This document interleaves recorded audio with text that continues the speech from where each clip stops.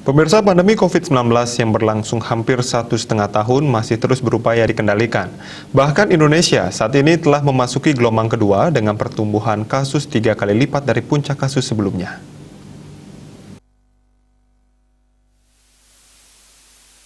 Menteri Dalam Negeri Tito Karnavian mengatakan diperlukan upaya kolaborasi dalam menangani pandemi COVID-19.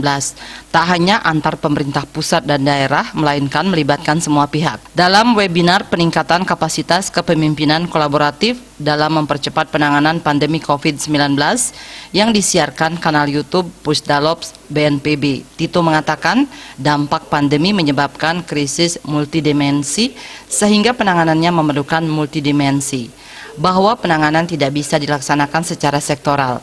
Untuk itu perlu ada keserempakan kebijakan antara pusat dan daerah dalam satu strategi yang sama. Ia mengatakan perlu ada upaya kolaboratif antara pemerintah pusat dan daerah, baik tingkat 1 maupun tingkat 2. Krisis ini menjadi ujian yang sebenarnya terhadap semua sistem dalam kehidupan bangsa. Kolaborasi tak hanya antar pemerintah, tapi juga semua pihak.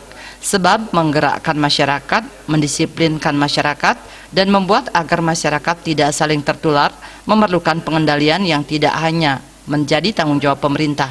Menurutnya, semua pihak perlu merangkul simpul-simpul yang berpengaruh dalam sistem sosial.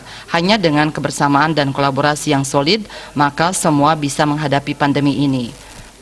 Sementara itu, Kepala BNPB Letjen Ganip Warsito mengatakan tren kasus aktif dalam beberapa pekan terakhir menunjukkan peningkatan dikarenakan varian Delta. Lonjakan ini merupakan tantangan besar bagi masyarakat dan bangsa. Tantangan yang dihadapi saat ini bersifat multisektor, baik itu sektor kesehatan, ekonomi, sosial, dan sektor-sektor strategis lainnya.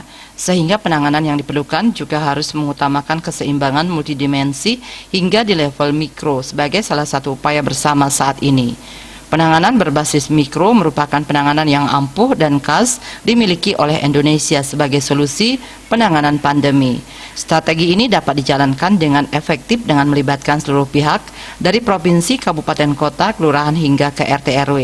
Oleh karena itu, pimpinan daerah memiliki peran sangat besar terhadap pengendalian kasus saat ini. Penanganan optimal dapat dilakukan dengan melibatkan seluruh pihak untuk saling bahu-membahu mencari solusi bersama untuk menjawab permasalahan yang ada di daerah. Dia Dewi, Bali Pos melaporkan.